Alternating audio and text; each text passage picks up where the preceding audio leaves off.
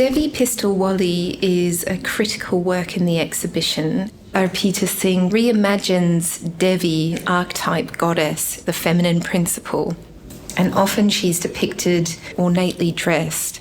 But here she's painted in a very simple white sari. This might mean that she's a widow, or she might be grieving in some capacity. And there are stories of gods pacifying angry goddesses by submitting to them. And so maybe that's what's being depicted here, and it anticipates how violence, conflict, or any kind of self-defense might impact the psychology of the protagonist. Is this goddess being depicted as an everyday woman, or is Arpita Singh potentially suggesting that the everyday woman has qualities of the divine within her? And I love that ambiguity that Arpita Singh deliberately infuses all of her paintings with, but especially this work. It's a work that the more time you spent with it, you'd continue a kind of a conversation.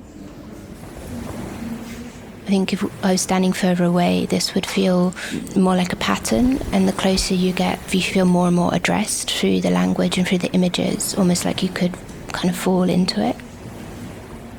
There's so much repetition, but the repetition, it's like not the same. So like smaller boats, larger boats, particular phrases jump out, and then it's hard to find them again. I guess it also makes me think a lot about movement and migration of peoples and particular times in recent history. The boats feel like they're moving, kind of floating forward and back on top of another surface, which is meaning and changing meaning. But that writing, actually, at times you can discern what it's saying, but in other places that forms like a texture. For me, this multi-sensory kind of impression making that's beyond just the image and the words. It takes you somewhere really powerful. I really like this grouping of works because they're a much smaller and more intimate scale than the rest of the works in the exhibition. I see things from the everyday. I see a calendar and days of the month and days of the week. Very much the experience of aging as a woman, even motherhood. But because there's so many references to the domestic space, like things you would find in the kitchen, like mugs and teapots and pots and pans, it feels very much connected to this like motherly structure or the woman in the kitchen.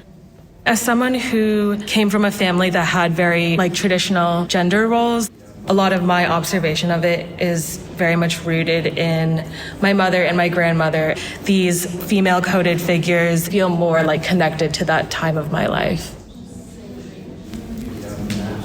I visited New Delhi. It's one of my favorite cities in the world. It holds a lot of memories for me visiting as a child.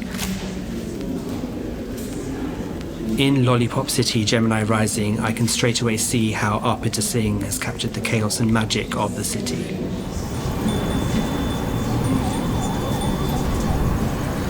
My eye goes straight to the landmarks.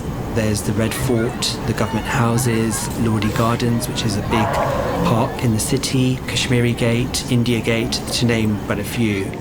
And that feels quite personal and like we are seeing New Delhi through Arpita's eyes. The border also has lots of different texts. There's astrology, there's popular sayings, and that reflects the kind of signs you find in and around the city. Waves of information punctuated by something completely contradictory.